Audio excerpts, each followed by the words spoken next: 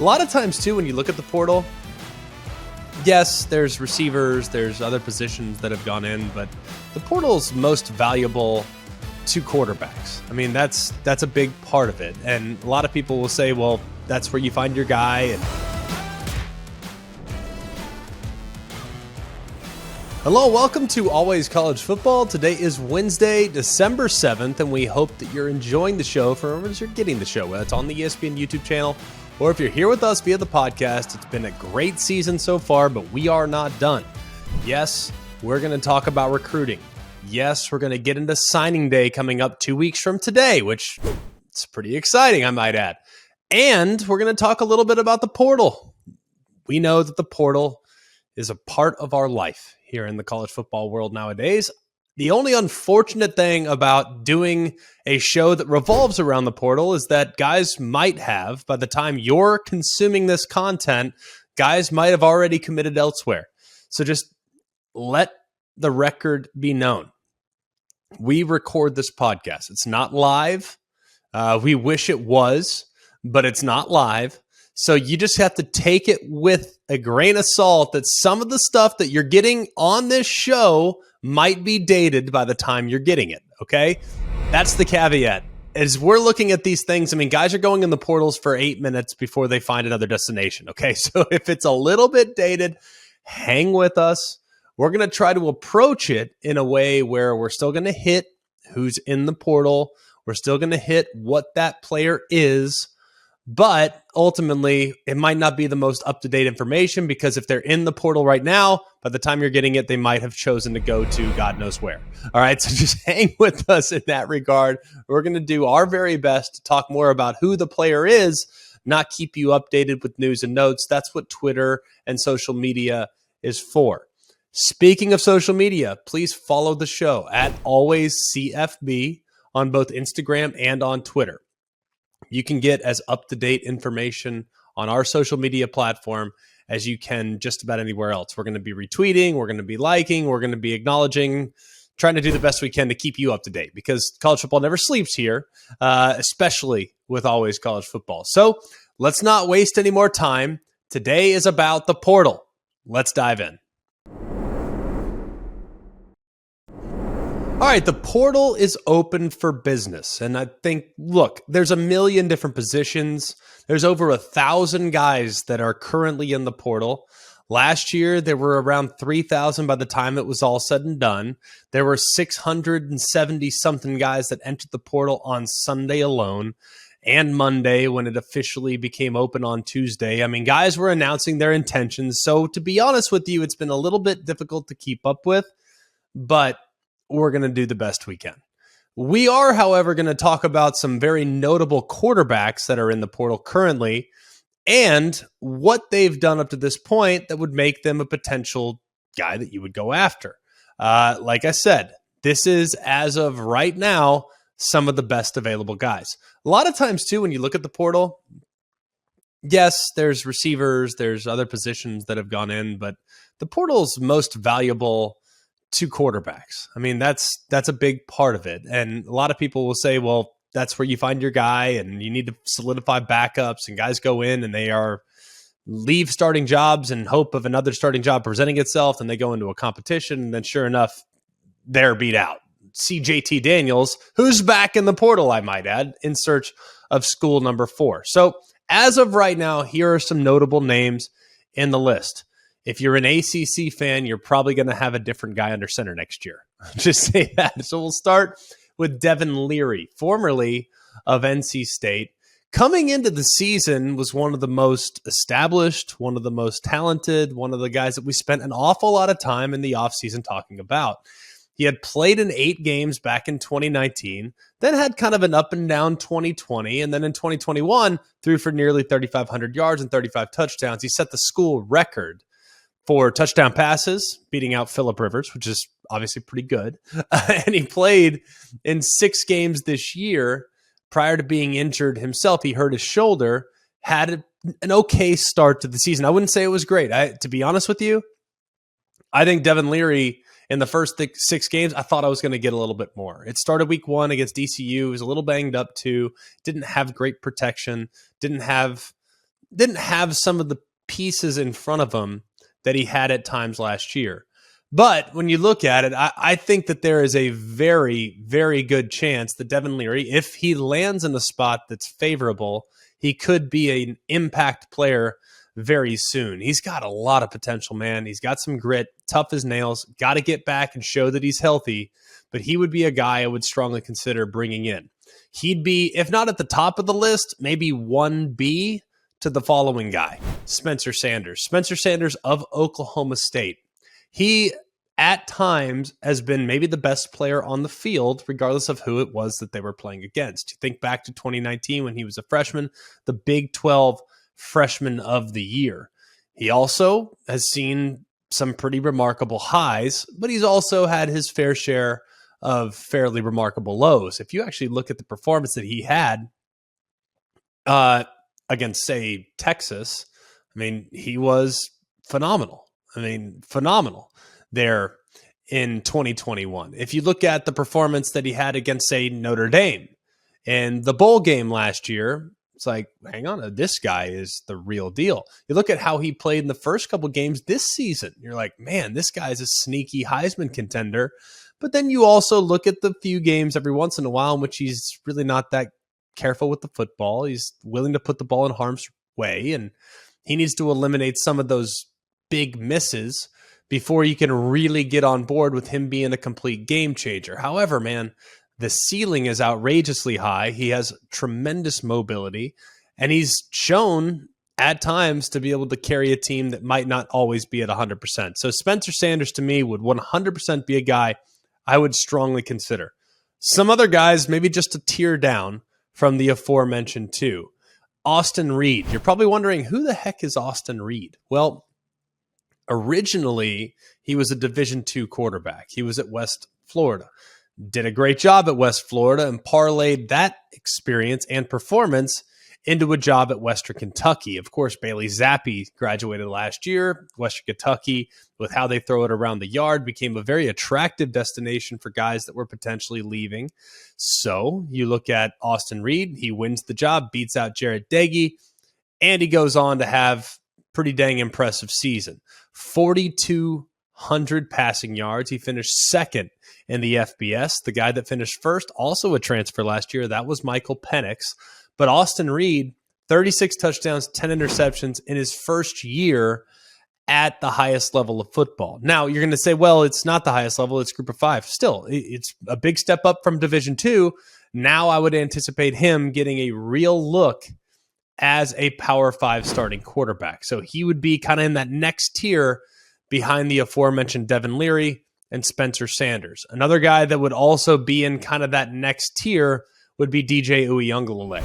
He's obviously played a ton of football. We know what DJ Uiagalelei looks like when he plays at a really high level. The problem is he hasn't played super confident football in each of the last 2 years. But if you go back 3 years ago to 2020, well, 3 seasons ago to 2020, man, watch him in the 2 games he started. Look at the command. Look at how the ball spins off his hand. Look at how poised he was in the pocket. Granted, that was with a better supporting cast than he's had in the last 2 years. But, man, he was a totally different dude. Now, I do think that there were some greater things going on in DJ Uiagalelei's life that led to him having up and down performances the last 2 years. And if you really look at the start of this season, man, there were some moments in which it's like, man, all right, DJ's back. He's back. He's back to being the highly regarded prospect that came in as a top 50 player in the country, top 40 player in the country, coming out of high school. You thought, hey, this guy's a surefire Heisman contender. He's going to replace Trevor Lawrence. There will be a little drop off, but it won't be significant enough to the point where Clemson will completely fall on their face. Well, DJ Uiagalelei just never was able to put it all together. I think he needs a fresh start. Wherever he ends up, I would actually be surprised if he doesn't have a nice finish to his career. He's only a junior. He's got a couple years of eligibility left. But I look at this guy, man, I think he's got a chance to be a real difference maker. Now, he's got to be more accurate with the football. He doesn't need to lock in on one specific receiver. He's got to be willing to get his eyes through his progressions a little bit faster with more urgency, and the intermediate accuracy has to take a fairly significant step up, because if those things don't change, you're going to continue to get the same results when it comes to evaluating his upside. But for all intents and purposes, man, he's got natural ability. Just got to get him in the right situation, surround him with good pieces around him, and you might find yourself one heck of a starting quarterback here in the next couple years. Other quarterbacks of significance, probably in the same tier as the aforementioned two. Cade McNamara, he's already entered the portal. He's already found a destination. He's going to be going to play at Iowa. Obviously, this is a plug-and-play situation. Now, Cade McNamara is never going to be a guy that's going to completely take the game over and be the best player on the field. He's not going to be able to do that like a Spencer Sanders, like a Devin Leary, like a JJ McCarthy. He doesn't have the ceiling, but I can tell you what he does have is he has a predictable output every week. You know what you're going to get when Cade McNamara is under center for you. Obviously, having been in the battle last year with JJ McCarthy, he started 14 games en route to a Big Ten championship and obviously led them into the playoff for the very first time. He did a pretty dang good job. Had an off-season battle throughout the spring and throughout fall camp. He got the start in the first game of the year, but after the second game when JJ McCarthy took over, it was his job from that point forward. And then, of course, McNamara had that unfortunate injury in week 4 against UConn that ended the season. He now gets a fresh start at Iowa, and we'll talk a lot about when these guys ultimately all make their decisions, but it can't go down from where Iowa was the last couple years. No disrespect to Padilla, no disrespect to Petrus.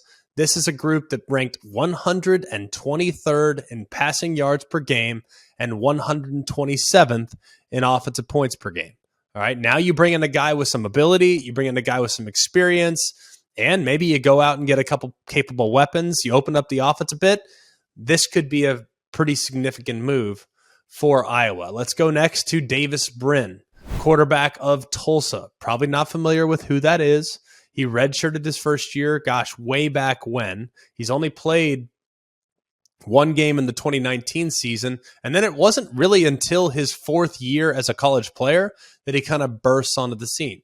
He started all 13 games there for Tulsa in 2021, threw for nearly 3,300 yards and 18 touchdowns. It was one of the best performances from a single season standpoint that you've seen by a Tulsa quarterback in school history. Now, he followed it up this past year, had some issues with staying healthy, was in and out of the lineup a bit, but is a guy that a lot of people feel like has real upside if given the opportunity to lead the charge. All right, so those are a handful of quarterbacks that I would strongly consider going after. Some other names of note, okay?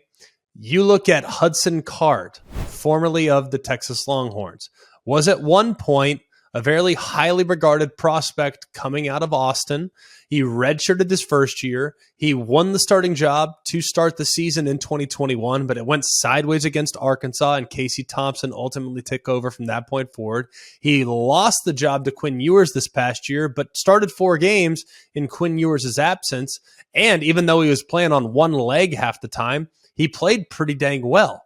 Now, is he ever going to be a guy that just takes off? I don't know, but he's very athletic.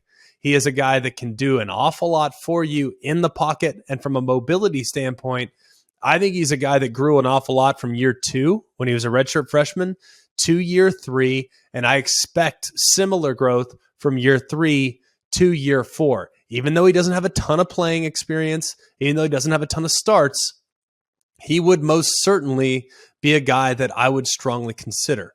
Here's another list of guys that I think need to be in the mix. Kedon Slovis, formerly of Pitt, formerly of USC, has a real true motion, has a very, very good fundamental existence there at the quarterback spot. And I think he has some sneaky mobility, but man, he's been erratic a little bit. And I honestly don't know. You tell me this. I honestly don't know if he's played as well these last few years as he did as a true freshman. When he was thrust into the starting lineup, and when he was thrust into the starting lineup in favor of JT Daniels, he got hurt. Remember, JT Daniels got hurt in the first game of the season at halftime. Well, in comes Kedon Slovis, You look at his true freshman season, that might have been his best year as a college player.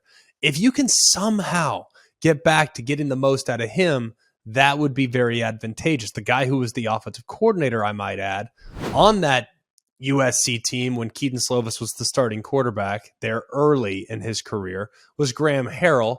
Graham Harrell is, of course, calling plays right now for West Virginia.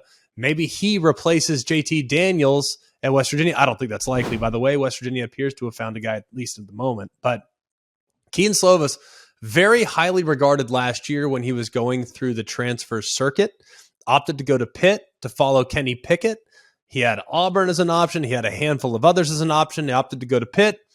Doesn't feel as though it's going to work out there. He's going to go somewhere else. It'll be very interesting to see where he ends up. Where I would consider, if I were him, maybe Florida. Anthony Richardson's going to the NFL. Their backup quarterback has been arrested. Florida would make some sense if you're Kedon Slovis, but there's a handful of other schools as well that would also make the list. Speaking of Pitt, Phil Jurkovic has now left Boston College to head to Pitt. And so much of Jurkovic's performance up to this point of his career has been a little bit disappointing. You're always left wanting a little bit more. You look at the size, you look at the athleticism, you look at the potential, you look at the arm strength, but then you look at the processing. Doesn't feel like he processes very quickly. Doesn't feel like he's gotten any better.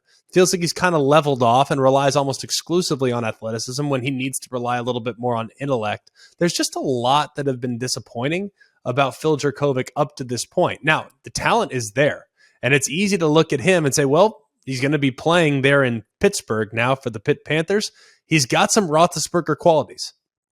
There's a lot of similarities with his size, strength, sneaky speed, etc. He's got some Roethlisberger qualities, but I want to see him process quicker.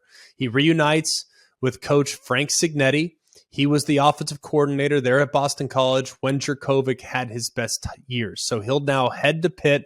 He'll be the starting quarterback, and the musical chairs that is the ACC continues on. We've already talked about Leary. We already talked about DJ Uiagalelei. We talked about Kedon Slovis. We talked about Phil Jurkovic. Clearly, the ACC, a lot of quarterback spots that are up for grabs.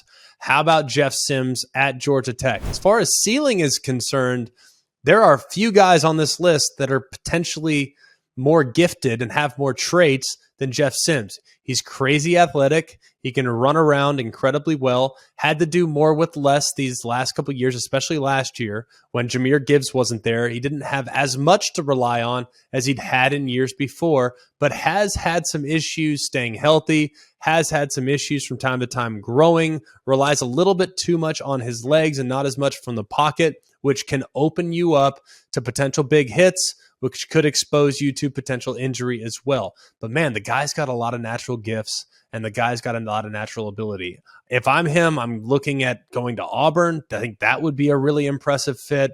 We've seen what Hugh Freeze has done with highly mobile quarterbacks in the past. If I were him, I'd think about maybe going to UCF. You've seen what Gus Malzahn's done with highly mobile quarterbacks in the past. A lot of options on the table there for Jeff Sims, and a guy that might just barely be scratching his potential. If he can go to the right spot, he might be in a really good situation. A couple more before we move on. Mention the ACC, Brennon Armstrong, formerly of Virginia. He is now in the portal as well. Very disappointing 2021 campaign, but Brennon Armstrong does have a lot of ability. Now, he's a lefty. He's going to push it down the field. He's very athletic as well, but for whatever reason, it just didn't mix there at UVA this year. Tony Elliott's system didn't really work for Brennon Armstrong. I think he would have, had he entered the portal last year, been a much, much more highly coveted prospect, but at this point, probably going to depend on the situation to see exactly where he ends up. A few other names of note quickly. We're not going to go as deep into these guys, but they are names of significance. Donovan Smith of Texas Tech, very athletic quarterback, did some nice things for the Red Raiders this year. He'd be a guy that would be intriguing. Luke Altmaier of Ole Miss came off the bench in the bowl game. The issue that I have with Luke Altmaier, there were opportunities for him to enter the game this year, and he didn't. So I definitely want to get to the bottom of why. And I definitely want to get to the bottom of what went down when he was in the competition against Jackson Dart early in the season. Graham Mertz of Wisconsin, the talent's always been there, but the productivity decision-making has certainly left something to be desired. I feel like he's kind of underachieved his whole career, but at this point, really, you look at the offense, there wasn't a whole lot of ingenuity. There wasn't a lot of creativity there in Madison over the last couple of years, so maybe he gets a fresh start and reaches his potential. And then finally, Hank Bachmeier, a name that you probably haven't heard in a while, but Hank Bachmeier left the team early in the season, didn't retain the starting quarterback job there at Boise State. But it'll be very interesting, I think, to see exactly where he ends up, because there have been really bright moments in Hank Bachmeier's tenure. I just don't know right now if he's gotten a whole lot better from the time he was a true freshman. So those are just some names at the quarterback spot in the portal. At some date here in the future, we're actually going to rank them. Can you get on board with that? We're going to rank them, and we're going to tell you when they inevitably make their decisions. We're going to tell you who hit home runs and who might have swung and missed as far as trying to attract a quarterback in the portal. All right, McElroy, let me ask you this. If you feel your team is just a quarterback away from not only getting into the college football playoff, but winning it, right now, on the spot, who are you taking in the transfer portal at quarterback? If I can have anybody? If they're in the portal and you're one player away, you feel your team is one player away, who are you taking? I would go with Devin Leary. Would probably be my number one quarterback in the portal right now. Like if I could have anybody, and I think Georgia could be a player in the portal. I think teams with actual national championship aspirations could be a player in the portal. Like I wouldn't be shocked if Ohio State maybe went and brought someone in for extra competition. I wouldn't be surprised if Alabama went to the portal to try to increase competition for Jalen Milroe and Ty Simpson, the guys that'll be competing for it next year, and true freshman Eli Holstein. Like, I don't know. I think they would be a player in the portal. I think a lot of teams nowadays, because of how quarterback injuries have affected the game and affected rosters, I think a lot of teams are going to try to fortify those units, because if you don't have one, it's going to be very difficult to remain competitive. And if you look at NC State as an example, man, you lose Devin Leary halfway through the year. Yeah, they won games, but it wasn't pretty, really, at any point there in the second half of the season. So having depth at the position is of the utmost importance. So I would anticipate a lot of movement, even among some of the top teams, to fortify that position and to make sure that they have depth at that position as well. By the way, I don't think we're anywhere near being done right now with the amount of quarterbacks that will enter and inevitably exit the portal. It's early. It's December. These are guys that are probably disgruntled with how things went this season. They probably got beat out at some point this season. But when they start making their decisions, guess what? Guys that are on the teams that took a quarterback, they're going to now enter the portal. And it's going to be a real interesting thing to kind of evaluate here in the weeks and months to come. So we are not done. This is our first glimpse into the portal. And all we did was look at one position. I just gave you like 20 names of notable guys that you've probably watched this year, that you've probably enjoyed watching this year, that will be playing for a different team next year. It's weird. It's different.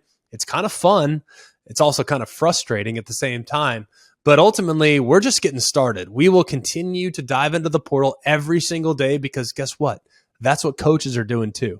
We're going to try to make sure that we keep you as up to date as possible about who's going where, and we're going to evaluate some other positions here in the days to come. Every college football season, Goodyear knows the importance of winning on the road.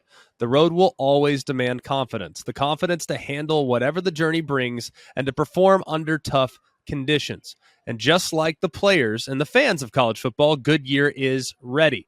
Are you ready for the road? Visit Goodyear.com to find the right Goodyear tires for whatever road you're on this season. Goodyear, more driven. All right, it's Wednesday. Let's dive into some coaching carousel news, things that we haven't had much of a chance to get to in the last couple of days, but there have been some guys that have been named the head coach at several different positions. Let's start with Power 5 to Power 5. Well, soon to be Power 5. Louisville to Cincinnati. That's what Scott Satterfield did. Probably wondering, wait, why would you leave Louisville? Like, that just feels, I don't know. That just feels odd, right? I don't think it's as odd as you may think. Couple reasons why. Okay. Scott Satterfield kind of fell out of favor with a lot of people at Louisville when he had public interest in the South Carolina job. He was only there for a short period of time before he had some interest in the South Carolina job. And let's just keep things in perspective for a moment. Scott Satterfield coached at Appalachian State, is from the Carolinas. Him getting back to the Carolinas makes some sense. Going and taking a job in Columbia, South Carolina makes some sense. SEC paycheck makes some sense.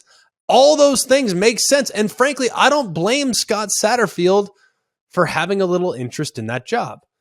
Doesn't mean that Louisville's not a great job. It's a good job. It's a solid job, but it's a tricky job, and it's a place that has had a lot of success. But I also think, too, man, him going back home makes a lot of sense as well. You look at what happened after that, and it's felt as though there wasn't going to be a long-term commitment from Louisville's brass to Scott Satterfield. He almost had to kind of win enough games to retain his job almost every year because of how unpopular he became from a perception standpoint amongst the Louisville boosters, fans, what have you. So his public flirtation with South Carolina inevitably bit him. But if we remove that from the equation, Cincinnati is actually better positioned to have success in their new league than Louisville is to have in his old league. Now you're going to say, what? The ACC is extremely gettable. Okay, fine. Agree with you. Rank the jobs in the ACC. Like, rank them. Just out of sheer curiosity. All right, Clemson, Florida State, Miami. Rank them. Keep going. North Carolina, NC State. How far down the list is Louisville? Just out of sheer curiosity. Because you can make a case that they're 4. You can make a case that they're 9. But if you want to rank the jobs in the ACC, Louisville is not at or near the top. Like, at the very worst, or at the very best, it's 4th. Very best. Behind Clemson, Florida State, and Miami. Like, at the very best, it's 4th. No disrespect to Louisville, it's just the truth. Well, in the Big 12, tell me this. Look at the Big 12 and tell me how you would rank the jobs. I think they're all pretty solid, but I think I could make a fairly strong argument that Houston, Cincy, UCF, and BYU are in the top half of the Big 12 right now. And which program has had more sustainable success of late? Cincinnati or Louisville? And I'm not trying to kick Louisville while they're down. I think it's a great place. I think it's awesome. I've called games at Louisville. I've covered Louisville. I think it's a great spot, and I think you can win big there. But in recent years, Cincinnati has been more successful. So to me, it was not this mind-blowing idea, considering the open look into possibly getting the South Carolina job, the current setting right now around Louisville, and just how frustrated they were because of that flirtation, and the sustainability that Cincinnati's program has experienced. Plus, Cincinnati's pathway to a potential championship in the Big 12 feels very real. Right now, tell me how Louisville is going to get to the championship in the ACC, because it feels like a pretty significant uphill climb. All right, that move made a ton of sense to me. Where does Louisville go from here? First call is Jeff Brom. Shouldn't require a whole lot of conversation. He's your guy, formerly your quarterback. I don't know what the financial situation is at Louisville, but that's the guy I'd love to go after. But Purdue's got pockets, and the Big Ten has pockets too. So it might be difficult to reel him down after what was another nice season there in West Lafayette. Let's go next to Jamey Chadwell, who leaves Coastal Carolina to become the head coach at Liberty. Not a huge surprise here. People are going to say that feels like a lateral move. I don't disagree. But when it comes to finances, it's not comparable. Jamey Chadwell, up until 2020, was making about $350,000 or $400,000 a year. It's a lot of money, no doubt about it. But when it comes to college football coaching at the highest level, he's one of the lowest paid coaches in America back in 2019. All right, well, after 2020, had a great year, bumped him up to $850,000. He's hovering somewhere right now, prior to taking this job, around the $1 million range, maybe slightly above, maybe slightly below. I don't have the exact number in front of me because there are incentives, there are bowl bonuses, there are conference championship game bonuses that are all baked in. Either way, he's not making as much as he's going to make at Liberty. He's making $4 million a year at Liberty. Hugh Freeze signed a $40 million deal with Liberty earlier this season. Liberty has deep pockets, so it makes perfect sense that Jamey Chadwell, albeit might appear to be a lateral move, it's not a lateral move when it comes to your finances. He's now making 4 times at Liberty what he was making at Coastal Carolina. Makes perfect sense. Thought it was a really, really smart move by Jamey Chadwell to finally take one this year, because you lose Grayson McCall. Who knows exactly what's going to come of it here in the years to come. But, man, it's time to strike. And he did a great job at Coastal Carolina. Now Coastal Carolina will be a much more attractive destination to a coach that might consider the move. Alex Golesh is moving from Tennessee's offensive coordinator. He's now the new head coach at USF. It's interesting, the 2 candidates that were in the USF pool, there might have been more, but I know that Dion had the opportunity to potentially take that job. Well, how they ended up on Golesh, they just feel very different. To me, Golesh is an offensive guy. Dion, of course, defensive guy. Like, Golesh comes from the Heupel tree where they ran crazy tempo. You all know what Golesh and what Tennessee's offense looked like this year. It's no surprise that he gets a gig. It was just one that I didn't see this one coming. Needless to say, I did not see this one coming. The other thing that I think USF, I think it's a hard job. I think it's a really hard job. Here's why. USF 15 years ago was ranked as high as number 2 in the country. And I think everyone that's a decision maker or an administrator at USF looked at it and said, well, man, we can do this. We don't need to invest in the program. Like, we didn't invest in the program and look, we're number 2 in the country. Well, that hasn't left people's minds yet. They're from a decision-making standpoint. Meanwhile, UCF has passed them by. Meanwhile, FAU at times has passed them by. Shoot, FIU has been relevant more recently than USF. Feels like a long time since USF has had a sustainable product. Well, hopefully, Alex Golesh can provide that. I'm certainly hopeful for him, and I'm hopeful for the Bull fans down there in Tampa. Now moving on to a couple more high-profile hires. Tom Herman takes the aforementioned FAU. Ironically enough, 4 teams from Conference USA now have new coaches that'll be taking on jobs in the American. Charlotte, FAU, UAB. These are all schools that are moving from Conference USA to the American Conference. Well, they all felt like they needed to make a splash when it comes to their hires, and look at some of the names that have been called. Charlotte went and got Biff Poggi, I might add, who's the richest coach in America. But Tom Herman, formerly of Texas, will now take over for Willie Taggart, who was fired after 3 seasons, 3 underwhelming seasons, I might add. But Tom Herman now at FAU, he's back in the game. Thought it was an interesting hire. Made sense. Obviously, Tom Herman dominated the group of 5 the last time he was there. That was at Houston, little different animal, but now he's down in Florida, in Boca Raton in particular. How will he recruit, and what part of the country will he recruit to? Surely he's going to get down there into South Florida, but will he kind of tap into guys that he's had in the past, maybe in Texas?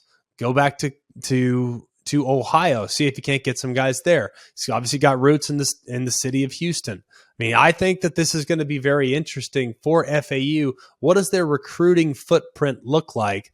Because Tom Herman, man, he's also a guy that these kids have seen win big games. Now, he was fired at Texas in favor of Steve Sarkisian, but I don't ever really view Tom Herman as having, the program never fell off a cliff. Yeah, they lost games they shouldn't. Way too many of those, but they also won games as an underdog. Tom Herman has performed exceptionally well as an underdog over the course of his career, not just at Texas, but also at Houston. Now, how does he perform as a favorite, and how often will he be a favorite when he's at FAU? But I'm excited for him. I know the way things went down at Texas left a bad taste in his mouth. Hopefully he can revitalize his career down there in Boca. And then finally, Trent Dilfer.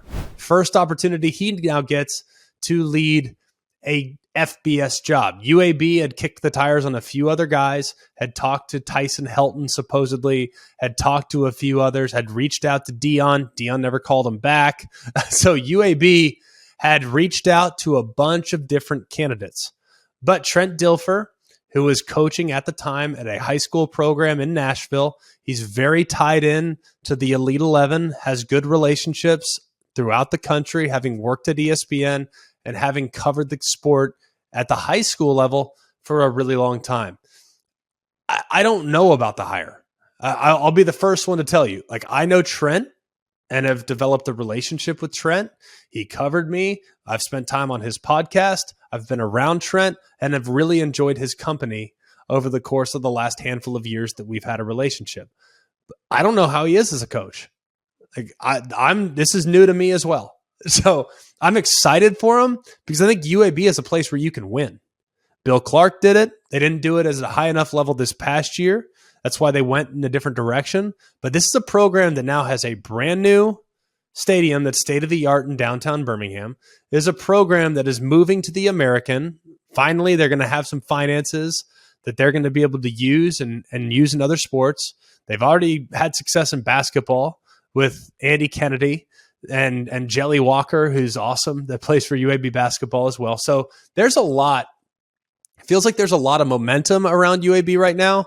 And hopefully for them and for Trent, it's the right move for him. So either way, a lot of movements on the coaching carousel. We will continue to keep you updated with some of the movements that are coming. The last thing that I'll hit is on a coordinator front. Sean Lewis, formerly of Kent State, is allegedly going to become the next offensive coordinator of Colorado.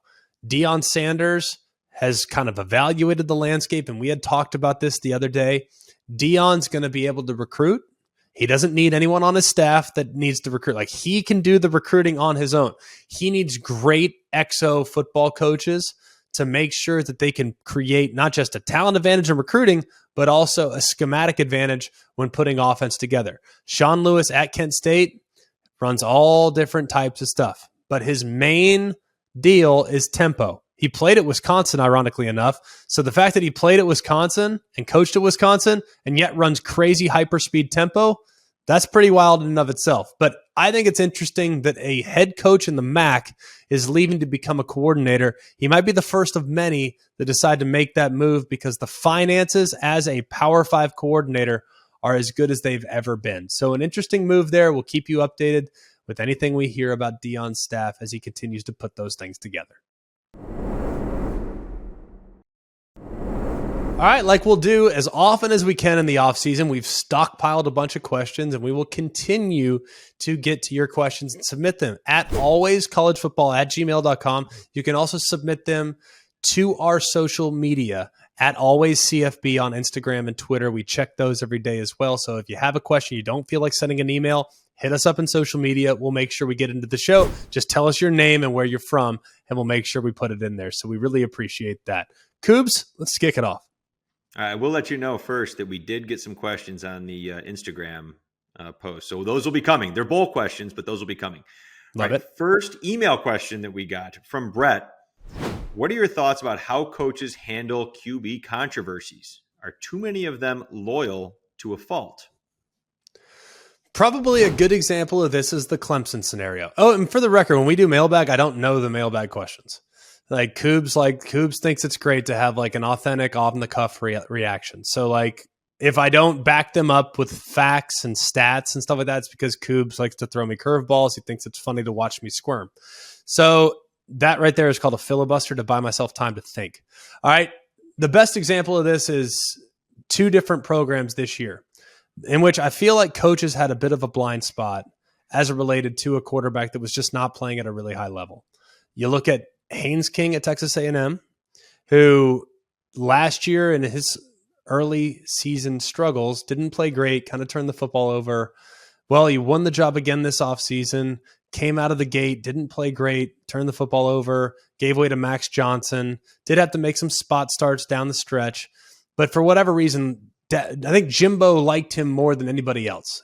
There was something missing there with Haynes King, and the sporadic accuracy was part of it. The other one would be DJ Uiagalelei at Clemson. We're not going to beat a dead horse here. DJ is now in the portal, as we referenced earlier. He's going to get a fresh start, and I hope that he finds that for sure. DJ's a great kid, and I think there's more to the story there as it relates to his inconsistencies and lack of confidence the last couple of years. But Dabo and Jimbo, in some ways, kind of had a bit of a blind spot as it related to a quarterback that was not performing up to the optimal level. And I'm sure there's a handful of others, but those are the two that come to my head at the top of the list. I think that there's something tricky about dealing with quarterbacks now, because the second you decide to go in one direction with a starter, you're oftentimes going to lose the backup. We've seen it done several different ways. At Baylor, for example, with Dave Aranda last year, he chose Blake Shapen, which gave Gary Bohannon the opportunity to transfer after spring football. Not many coaches are doing it that way. Most coaches are keeping two around, a la Cade McNamara, JJ McCarthy situation. You start one game, you start one the next game, and you go with the guy that's got the hot hand that wins the job on the field in game number 3. That's the way most coaches are going about it, because they don't want to run the risk of not having a guy available. So I think it's very difficult to handle the quarterback derby, if you will, right now, because reps are very valuable. Your starter needs the most of them, but you can't run the risk of losing the backup, because if your starter gets hurt, your season, for all intents and purposes, is over. All right. Well done. Next one from Clay in Louisville. Why do game control teams like Georgia and Michigan, dominant defenses with a balanced offense, get so much hate or so little respect from the media compared to quick score teams like Ohio State and Tennessee, teams with mediocre defenses but explosive pass-heavy offenses? Well, I think there's a few reasons why. One, I think people that cover the sport don't really know the intricacies of the run game and run fits, so it's a difficult thing to explain. I mean, anyone and their brother can draw up and diagram a big post that you throw over the top for a touchdown. Like, it's not a difficult thing to consume. I also think, too, there is a misconception. When you look at some of these offenses, you get the sense, man, they're never going to be stopped. They're never going to be stopped. It just, like, no matter what, Ohio State rolls out of bed and scores 40. No matter what, Tennessee does the same. That's not, and they probably think that most teams that are, quote, ball control, if it doesn't go a very specific way, it's going to be difficult for them to keep up with the teams that can score 40. But I think it's a complete misconception that the second these teams wake up to play the game, they're scoring 40. I mean, if you have a team that can disrupt the rhythm of the offense by playing keep away, there's still a place for that in college football. Without question, there's a place for it. Look at what Georgia's done. Look at the times what Michigan's done. Look at what other teams have done throughout. Look at what Baylor did last year. I mean, there's a place for complementary football. It's just not as flashy. I mean, look at the Heisman Trophy. Like, what is the Heisman Trophy now? It's a quarterback award. It's about numbers, stats, touchdowns. Like, people become enamored with stats, points, touchdowns, etc. Whereas it takes a real football mind to appreciate the nuances of, center or guard GT counters. It takes another layer of football comprehension to appreciate Q power off of zone read. Like, it takes another layer of understanding when looking at the RPOs, and you have very specific RPO play side, and you have a number look on the backside where you can toss it to the running back. And if your will linebacker's snuck and he's head up with the center, guess what? I'm tossing it. But if he stays wide and is over the guard, guess what? I'm throwing the RPO to the right side, or I'm going quarterback run off a fake pitch to the right side. Like, there's a lot going on in college football, and it's very, very detailed, and it's very difficult to digest. I think it's really easy to digest the passing game, so people become enamored with that because they're more familiar with it. And I think that it's, as a result, those teams are kind of propped up, and they probably shouldn't be. But it does provide great value when evaluating some of these ball control teams that everyone thinks stinks. All right, final thought of today. We'll get to the Heisman Trophy a little bit more down the road. I have a lot of thoughts on the Heisman Trophy. It used to be, to me, the greatest award in all of sports. It is no longer. I'll explain at a later date. But the Heisman finalists have officially been announced. It now more than ever is a quarterback award, as evidenced by the finalist this year. C.J. Stroud of Ohio State. This is in no particular order, I might add. C.J. Stroud of Ohio State is a finalist. Max Duggan of TCU is a finalist. Caleb Williams of USC is a finalist. And then finally, the quarterback of the Georgia Bulldogs, Stetson Bennett, is a finalist. So clearly, those four guys among the four most outstanding players in college football. They have to be, right? That's why they are up for the award. I digress. We're going to talk about the Heisman. All right, we are going to talk about it because I'm not sure there's an award that has lost more luster with me in the last handful of years. I'll explain down the road, though. Maybe on Monday after the award is announced. Maybe I'll go on a rant. You might want to check back then. For all of us here at Always College Football, thanks for being with us. It's been awesome to kind of dive into the portal. Like I suggested earlier, keep checking with us and keep checking our social media at Always CFB. We will do the best we can to keep you posted on guys that are in and out of the portal, decisions that are being made. We're just getting started on the free agent season. We're also going to get into here in the next couple of weeks, we're going to get into some recruiting. We're going to get into some players that are deciding, some notable high school players that might be deciding. We might not dive into like high school tape or anything, but we will evaluate some trends as it relates to teams' classes, how many guys are going relative to portal guys, etc. So there's a lot that we're going to dive into. There's a lot that we're going to assess here in the weeks to come. So it's a good time for you to be with us every single day. For all of us here at Always College Football, please like, rate, and subscribe. It helps us out. It helps the show out. Please continue to hit us up in our social media. We'll do our best to answer some of your questions at Always CFB, Instagram, and Twitter. You can hit us up in our email at alwayscollegefootball@gmail.com. That's beneficial as well. But most of all, tell your friends. That's the biggest thing. We don't have a marketing budget. We don't spend money on awareness. All we're doing is just basically trying to grow this thing from the grassroots, and we couldn't be more grateful and thankful to y'all for the help that you've provided make this show at least notable for a lot of different people. So it's been awesome, and we really, really appreciate it. For all of us here at Always College Football, for Jack Foster and Mark Kubiak, I'm Greg McElroy. I hope you have a wonderful day, and check back with us tomorrow. And remember, it's always college football.